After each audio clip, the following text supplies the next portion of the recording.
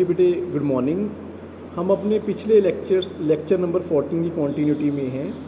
हमने ऑपरेटर्स पढ़े हैं और बेटे सवाल उठता है कि हमने एंगुलर मोमेंटम के बारे में बात की थी।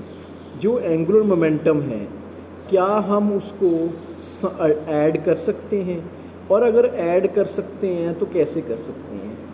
तो बिल्कुल सही बात है बेटे, हम उसको ऐड कर सकते हैं। आपको मैंने पिछले लेक्चर में बताया था कि अगर एंगुलर मोमेंटम है तो उसको हम एल कैप से लिखते हैं, और अगर एंगुलर मोमेंटम वेक्टर है तो हम जे से लिख लेते हैं। तो जे में वैसे भी बेटे दोनों पार्ट आते हैं, क्योंकि जो इलेक्ट्रॉन है वो आपका ना सिर्फ रोटेट करता है बट ऑसिलेट भी करता है। इसका मतलब क्या हुआ, इसका बेटे सीधे शब्दों में ये मीनिंग हुआ कि उसके पास एल भी है और एस भी है। एल उसका ऑर्बिटल एंगुलर मोमेंटम है और एस उसकी स्पिन है।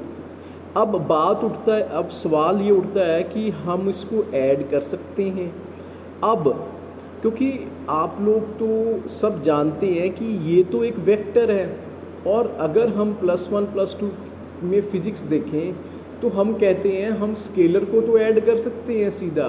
2 + 3 5, 5 + 2 7। क्या हम जे को ऐड कर सकते हैं? पर ये तो वेक्टर है। बिल्कुल हाँ, बिल्कुल भी आप ये ना सोचिए कि ये वेक्टर है। ये सिंपल एडिशन रूल फॉलो करता है। जैसे मेरे पास अगर एक J1 है और J2 है तो बेटे टोटल J = J1 + J2 होती है। अब कई बार बच्चों के मन में ये सवाल आता है कि क्या एंगुलर मोमेंटम और स्पिन सेम होता है? तो याद रखो, स्पिन कोई अलग चीज़ नहीं है। स्पिन भी एंगुलर मोमेंटम का ही पार्ट है। मैं आपको क्लैरिफाई कर दूं, spin is an intrinsic form of angular momentum. तो ये जो इंट्रिंसिक एंगुलर मोमेंटम होता है वो क्या होता है? स्पिन होता है। और इसीलिए बेटे क्योंकि मैं बच्चों से कई बार ये सवाल पूछता हूँ, अगर एंगुलर मोमेंटम और स्पिन एंगुलर मोमेंटम अलग हैं तो इनके यूनिट्स भी अलग होने चाहिए। मेरा सवाल है, क्या यूनिट्स अलग हैं? नहीं बेटे, दोनों के सेम यूनिट हैं।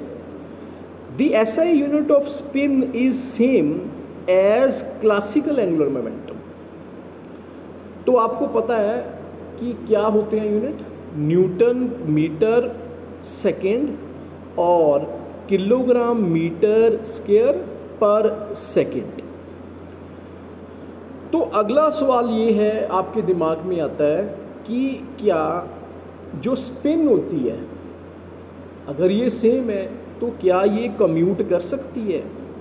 तो बेटे spin is not the angular momentum of A particle. मैं फिर ये कहता हूँ, स्पिन इंट्रिंसिक एंगुलर मोमेंटम है पर ये पूरा एंगुलर मोमेंटम नहीं है। The total angular momentum of A particle is a spin plus orbital angular momentum, whereas the orbital angular momentum does not commute, whereas the spin can commute 100%। तो बड़ा अच्छा commutation law है कि अगर आपने angular momentum को commute करना है तो आपको अलग से ऑपरेटर्स लगाने पड़ेंगे और मैथमेटिकल्स ऑपरेशन सॉल्व करने पड़ेंगे। पर अगर आप स्पिन की बात करते हैं तो आप उसको बिल्कुल स्पिन को सिमिलरली स्केलर की तरह ऐड कर सकते हैं। और सवाल उठता है कि फिर स्पिन एंगुलर मोमेंटम का फॉर्मूला क्या है? बेटे बहुत सुनने और समझने वाली बात है कि जो स्पिन एंगुलर मोमेंटम है, अब नेचुरली आपको पता है it is an intrinsic angular momentum. ये न्यूक्लियस के कारण होता है।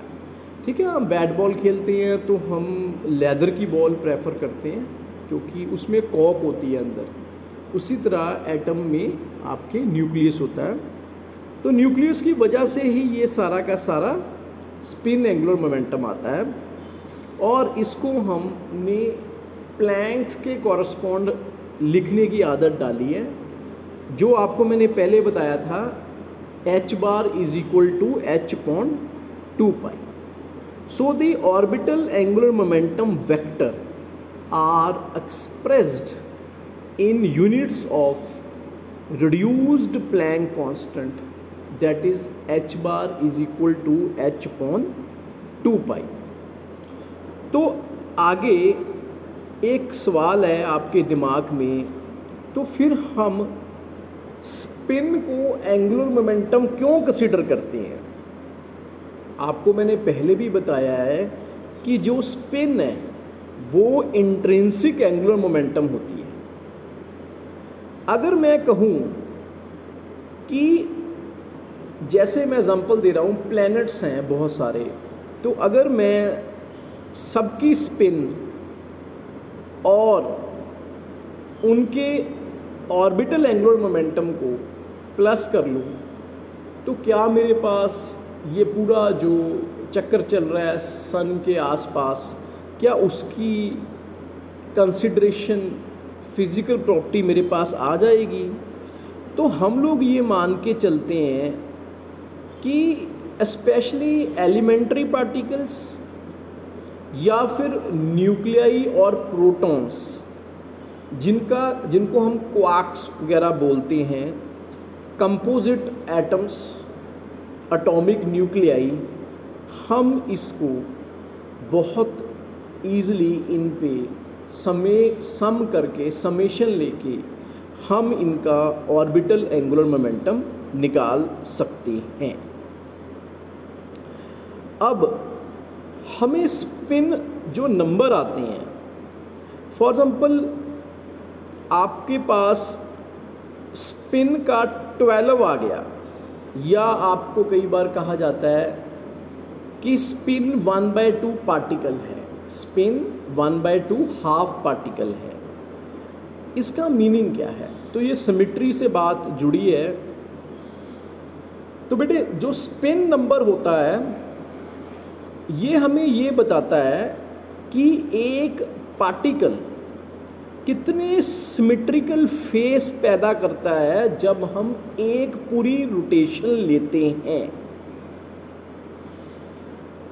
And A spin off 12 means, अब मैं उसका मीनिंग बताने वाला हूँ। स्पिन 12 का मीनिंग क्या है?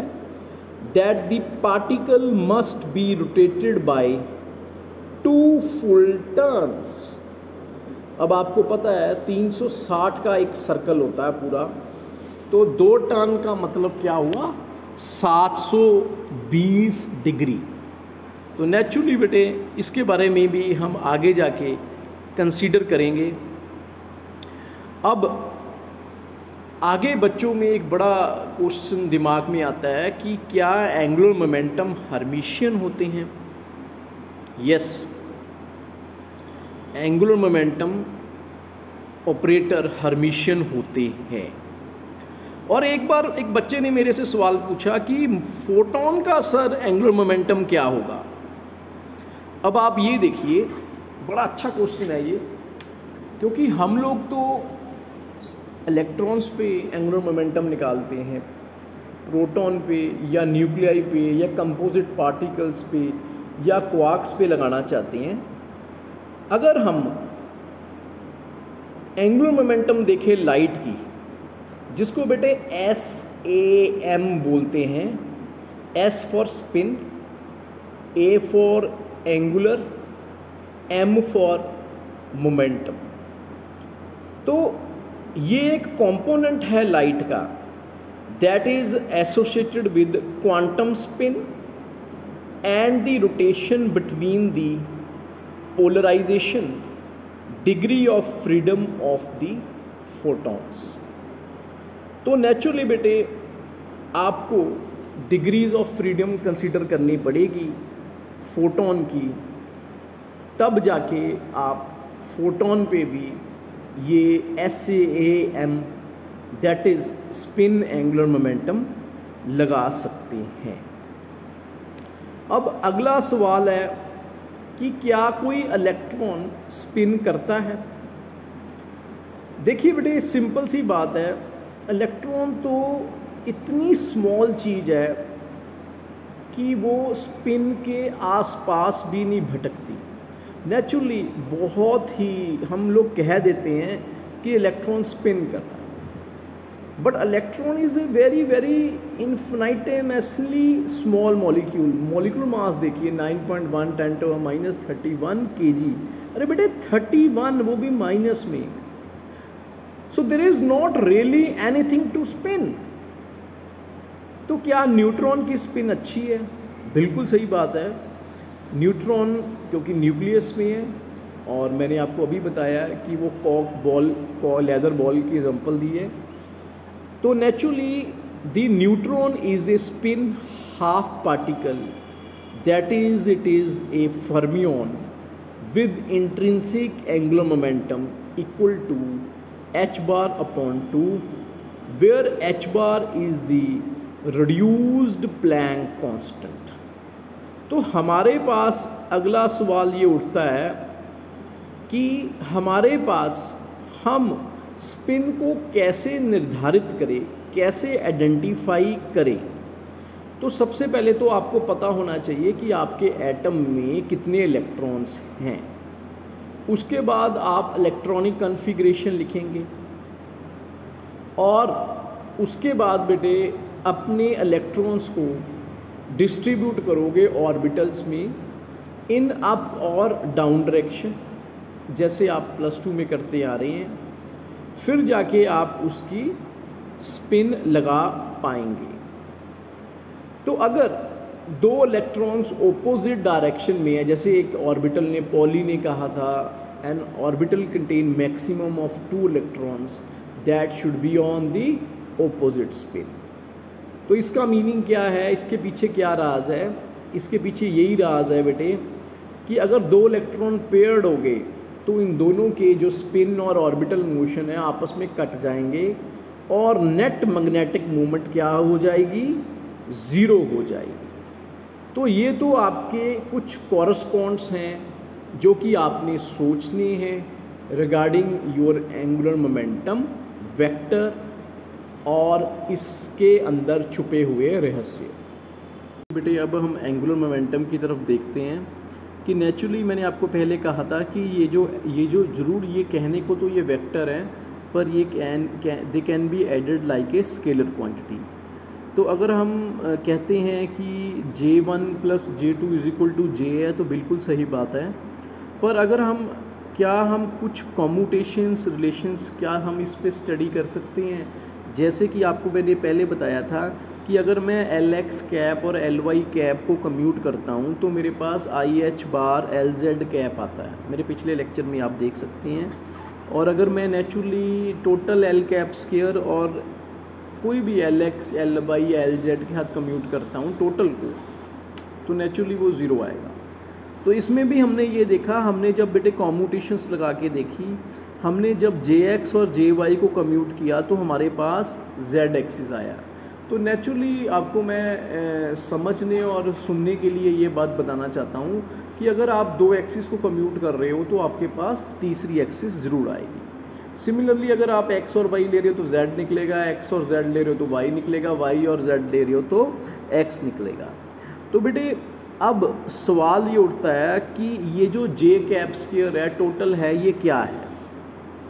अब आपको भी पता है कि ये जो एनर्जी वैल्यूज़ है J की, इसमें दोनों चीज़ें आ जाती है, एंगुलर क्वांटम नंबर भी और स्पिन क्वांटम नंबर भी। तो अगर इसमें दोनों चीज़ें आ जाती हैं तो फिर तो ये क्वांटाइज्ड होना चाहिए। बिल्कुल मैं सही कह रहा हूँ कि ये जो जब हमने Z कैप स्क्वायर की आइगन वैल्यूज़ निकाली तो हमारे पास वही आई J+1 H बार स्क्वायर। तो इसका मीनिंग क्या है कि हमारे पास अगर हम इसको टोटल का अगर हम आइगन वैल्यूज़ देखें तो J+1 H बार स्क्वायर आता है। तो नेचुरली बेटे अगर मैं सिंपल सी बात है कि मैं अगर J की वैल्यू 1 लेता हूँ तो 1 + 1 2 आ जाएगा, और 2 इंटू 1 2 आ जाएगा, 2h बार स्क्वायर आ जाएगा। h बार की वैल्यू h.2 पाई होती है। आप पूरा न्यूमेरिकल सॉल्व कर सकते हो, जैसे आपने रोटेशनल एनर्जी लेवल्स पे देखा था, या आपने मेरे पिछले लेक्चर में सिंपल हार्मोनिक ऑसिलेटर में देखा था। उसमें कर्व्स बनती हैं u के अंदर और हमने अलग अलग एनर्जी लेवल्स को कॉरस्पॉन्ड किया था। तो ये सब कैसे निकला? ये सब ऑपरेटर लगा के निकला। बेटे सिंपल सी बात है, आपके पास एक वेव फंक्शन होता है और एक क्या होता है, ऑपरेटर होता है अच्छा खासा। आप ऑपरेटर को ऑपरेट करवाते हो वेव फंक्शन से, तो नेचुरली अगर वही वेव फंक्शन आता है तो आप उसको आइगन फंक्शन कहते हो। उसके पास आपके पास आइगन वैल्यूज़ आती हैं। बेटे जो आइगन वैल्यूज़ होती है, अगर पॉलिनोमियल होगा, फॉर एग्जाम्पल क्वाड्रेटिक होगा, तो 2 आ जाएंगी प्लस माइनस। तो पर हम तो देखते हैं हमारे पास बहुत सारे एनर्जी लेवल्स हैं। तो मैंने जैसे आपको पिछले लेक्चर में कहा था कि ये जो स्टेप अप और स्टेप डाउन ऑपरेटर्स होते हैं, हम इनकी मदद लेते हैं। हम कुछ नहीं करते, हम क्या करते हैं, हम मैथमेटिक्स लगाते हैं। हम क्या करते हैं, हम बेटे सिंपल सी बात है, हम जो आपने फॉर एग्जांपल हर्मिशियन ऑपरेटर लिया या हैमिल्टोनियन ऑपरेटर लिया जो कि बहुत अच्छा है, या फिर लैप्लेसियन लिया जो और भी अच्छा है, 3 डायमेंशनल है, तो आपने फॉर एग्जांपल हैमिल्टोनियन ले लिया। अब मैंने हैमिल्टोनियन वेव फंक्शन पे लगाया, मेरे पास कुछ सेट ऑफ एनर्जीज आ गई, पर मैं चाहता हूँ कि पूरी पिक्चर मेरे को क्लैरिफाई हो, पूरा का पूरा जो डायग्राम है पूरा बने, क्योंकि मेरे पास जो इलेक्ट्रॉन है और इलेक्ट्रॉन में टेंडेंसी है वो पता नहीं कहाँ से कहाँ निकल जाएगा। तो उसके लिए मैं उस पर ऑपरेटर लगाऊंगा, स्टेप अप और स्टेप डाउन। तो इन्होंने भी ऐसे ही किया है क्वांटाइजेशन को पॉसिबल करने के लिए, जैसे कि मैंने अपने पिछले लेक्चर में आपको बताया था कि अगर आप बेटे ऑपरेटर से, और ऑपरेटर को कहाँ लगाओगे, मैथमेटिकल, आप लैडर को कहाँ लगाओगे, मैथमेटिकल ऑपरेटर पे लगाओगे, और मैथमेटिकल ऑपरेटर कहाँ लगाओगे, वेव फंक्शन पे लगाओगे, और वेव फंक्शन लगाने के बाद 2 वैल्यूज़ आएगी आपके पास, पूरी एक सेट ऑफ एनर्जीज आ जाएगी जिसको आप कंसिडरेशन कर सकते हैं। तो इसमें बड़े जो मज़े की बात ये है कि वही जेड एक्सिस का, वही जो मैंने आपको पीछे जो एक बहुत बड़ा एक आप छुपा हुआ रहस्य या ये कह लो हिडन ट्रुथ बताया था कि हम एक्स एक्सिस और वाई एक्सिस नहीं लेते हमेशा। जब भी फील्ड लगाते हैं एक्सटर्नल तो हम जेड एक्सिस लेते हैं, क्योंकि हमारे पास क्वांटम में एक्स एक्सिस, वाई एक्सिस और जेड एक्सिस, तीनों एक्सिस जो होते हैं बेटे सर्टन नहीं होते। उनकी सर्टनिटी को बढ़ाने के लिए हम क्या करते हैं, हम जेड एक्सिस को फिक्स कर देते हैं। तो जब साइंटिस्ट ने जेड एक्सिस से कॉरस्पॉन्ड जे जेड कैप की बात कर रहा हूँ बेटे, जे जेड कैप की क्वांटाइजेशन लगाई तो कोई एनर्जी वैल्यूज़ नहीं मिली उनको आइगन वैल्यू क्या मिली, एम एच बार। तो अगर मैग्नेटिक क्वांटम नंबर -1 होगा तो क्या मिला, -h बार, और अगर 1 है तो क्या मिला, h बार, और अगर 0 है तो क्या मिला, 0 मिला। Anything multiply by 0 comes out to be 0।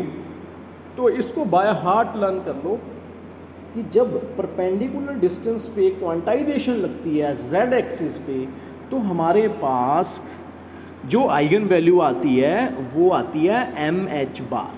और अगर किसी और एक्सिस पे या टोटल को लेके हम क्वांटाइजेशन लगाते हैं, मींस हम स्टेप अप या स्टेप डाउन ऑपरेटर लगा के चलते हैं, तो हमारे पास टोटल वैल्यू आती है जे प्लस 1 जे प्लस 1 ब्रैकेट बंद और h बार स्क्वायर, जैसे कि मैंने आपको पहले बताया था। हाँ जी बेटे, अब हम ये जो कंसेप्ट है पॉलीसन प्रिंसिपल पे लगाते हैं।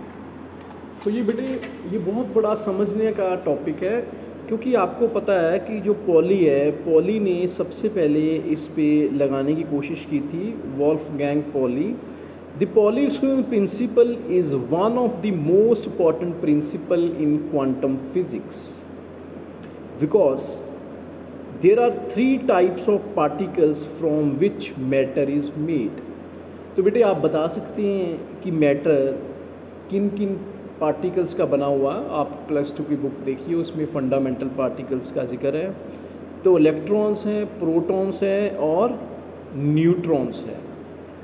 क्योंकि बेटे सिंपल सी बात है, ये सब का अपना एक स्पेस ऑक्यूपाइंग बिहेवियर है, ठीक है ना। आप कहते हैं कि ना इलेक्ट्रॉन का मास 9.1 × -31 kg है, तो इसका मीनिंग क्या है कि इनका अपना अपना क्या है, एक स्पेस ऑक्यूपाइंग बिहेवियर है। अब हम क्या करते हैं कि जब एक इलेक्ट्रॉन आयन के अंदर आता है, जिसको हम कहते हैं अनायन की फॉर्मेशन हो रही है या इलेक्ट्रॉन निकल रहा है, तो क्या इस पे क्वांटम थ्योरी लगेगी?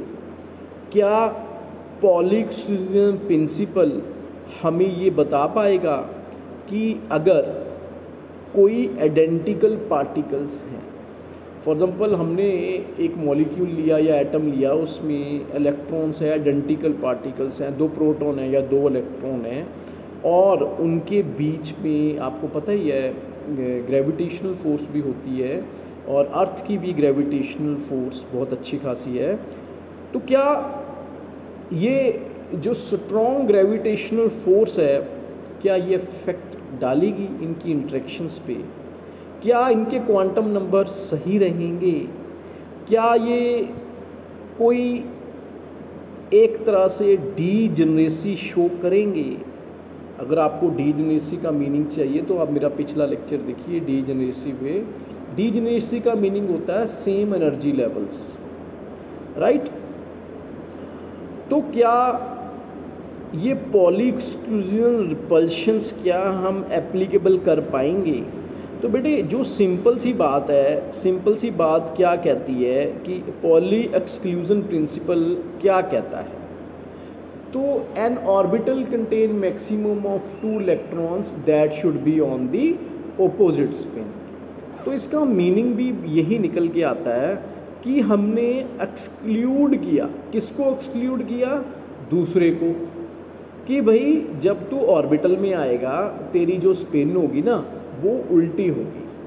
क्योंकि याद रखो, अगर वो एक तो अगर सेम स्पिन का किसी तरह अगर ऑर्बिटल में आ गया तो नेचुरली इंटर इलेक्ट्रॉनिक रिपल्शंस बहुत बढ़ जाएंगी। क्योंकि आप ये भी समझते हो कि no 2 electrons can have all the same quantum numbers. क्योंकि आपको पता है कि एक n होता है प्रिंसिपल क्वांटम नंबर, एक l होता है, एक मैग्नेटिक क्वांटम नंबर होता है, और फिर एक स्पिन क्वांटम नंबर होता है। n, l, m सेम हो सकते हैं पर s कभी भी सेम नहीं होगा, अदरवाइज ये फिर एप्लीकेबल नहीं हो पाएगा। तो 1925 में वोल्फगैंग पॉली ने इस प्रिंसिपल को बेटे बनाया था, जिसमें इसने ये कहा था कि no 2 identical particles, specially fermions के बारे में अगर हम बात करें, may occupy the same quantum state. तो जो बच्चे नए हैं, पिछले लेक्चर में मैंने डिस्कस किया था, उसी पे ख़त्म किया था कि फर्मियंस क्या होते हैं, हाफ इंटेग्रल स्पिन के होते हैं। बोसोन्स क्या होते हैं, फुल इंटेग्रल स्पिन के होते हैं। तो बेटे पॉली एक्सक्लूजन प्रिंसिपल में बोसोन्स के लिए कोई जगह नहीं है, सिर्फ फर्मियंस के लिए ही जगह है। और अगर हमारे पास कोई इलेक्ट्रॉन है तो नेचुरली आपको मैंने पहले भी बताया है कि अगर कोई इलेक्ट्रॉन है वो नेचुरली उसकी जो स्पिन होगी वो उल्टी होगी, क्योंकि अगर स्पिन सीधी हो गई तो फिर क्वांटम नंबर सेम हो जाएगा। और आप सब जानते हैं no 2 electron can have the same all 4 quantum numbers. Even एक भी सेम, मतलब एक आपका हमेशा अलग होना चाहिए। अगर 2 सेम है तो 2 अलग है, या 3 सेम है तो एक अलग ज़रूर होना चाहिए, चाहे वो n हो, चाहे l हो, चाहे m हो, चाहे s हो।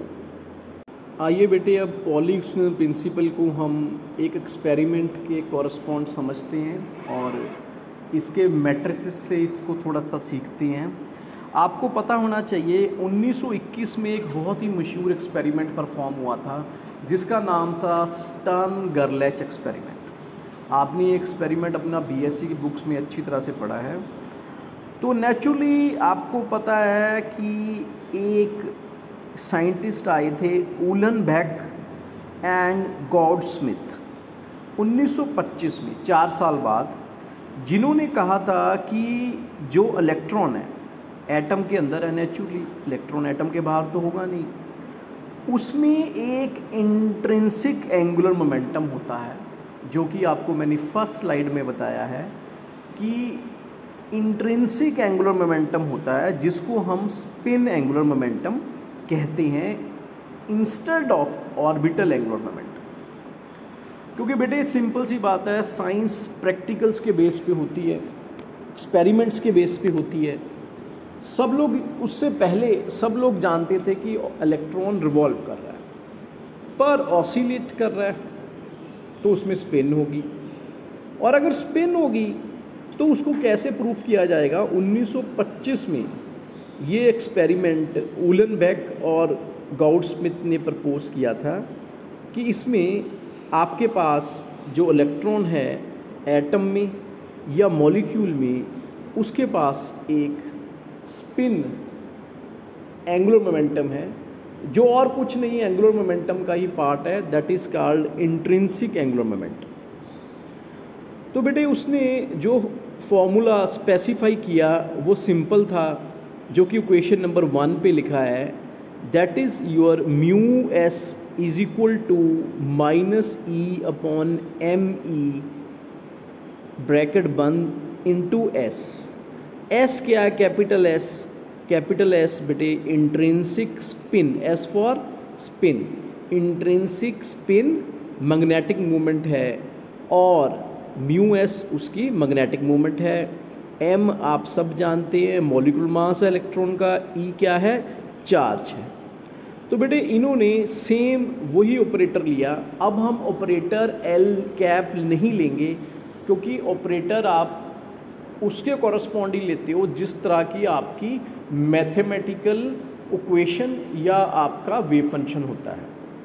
तो इसमें जो आपका वेव फंक्शन है वो स्पिन के कॉरस्पॉन्ड है, तो हम ऑपरेटर भी X X cap, X Y cap, X Z cap और टोटल एस कैप लेंगे एल की तरह, जैसे हमने पीछे पढ़ा है। तो बेटे इक्वेशन नंबर 2 पे देखिए, अगर मैं x और y को कम्यूट करता हूँ जैसे कि हमने l में देखा था या j में देखा था, तो हम अगर x और y को कम्यूट करते तो क्या कौन सी एक्सिस आती थी? z एक्सिस आती थी। मतलब तीसरी जो बची हुई एक्सिस है वो आती थी। ध्यान से सुनिए मेरी बात, अगर मैंने y और z को कम्यूट किया तो मेरे पास x एक्सिस आते हैं, और अगर z और x को करता हूँ तो y एक्सिस आते हैं। तो मज़े की बात बेटे इसमें सिंपल सी बात ये निकली, जब मैंने इसको कम्यूटेशन की, चाहे z एक्सिस से कॉरस्पॉन्ड, चाहे मैंने कॉम्यूटेशन की टोटल s के कॉरस्पॉन्ड, मेरे पास वैसे ही रिजल्ट निकल के आए जैसे कि आपको मैंने अपनी पिछली स्लाइड में बताया है कि अगर मैं j को कम्यूट करता हूँ तो j+1 h बार आपका स्क्वायर, वो आपके पास कॉम्यूटेशन सामने आती है आइगन वैल्यूज़ की। और अगर मैं s को कम्यूट करता हूँ टोटल को नेचुरली, तो मेरे पास s+1 h बार स्क्वायर, जहाँ पे j था वहाँ पे s आ गया है।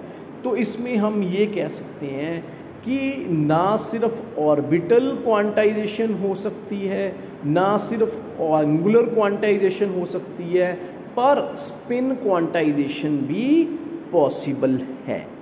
तो यहाँ से आपने ये कंक्लूड किया कि स्पिन क्वांटाइजेशन पॉसिबल है।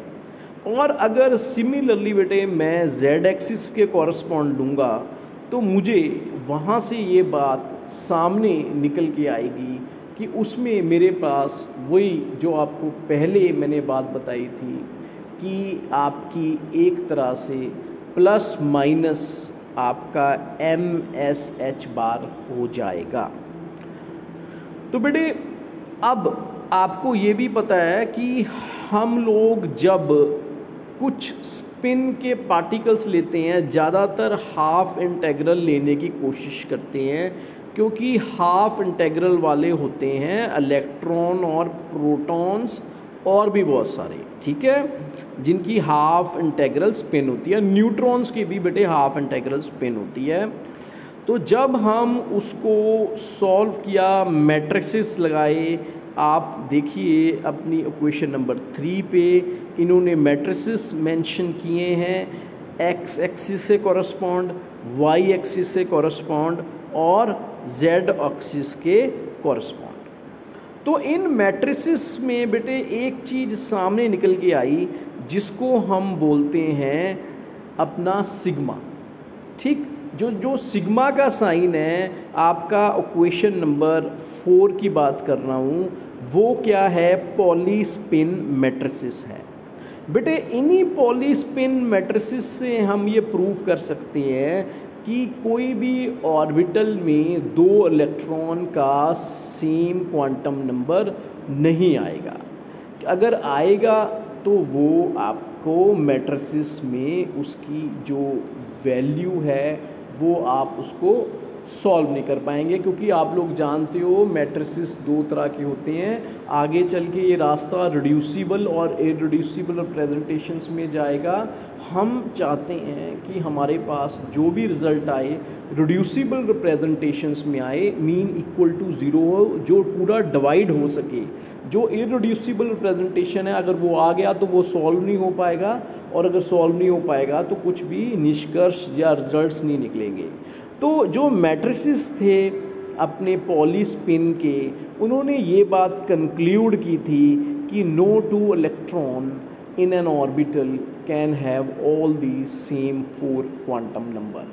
अगर n सेम है, l सेम है, m सेम है तो s सेम नहीं होगा, और अगर इन चारों में से कोई भी 3 सेम है तो बेटे चौथे वाला सेम नहीं होगा। यही बात पॉली ने अपने पॉली एक्सक्लूजन प्रिंसिपल में पॉली एक्सक्लूजन स्पिन मैट्रिसेस के तहत कही थी। Thank you for listening this lecture.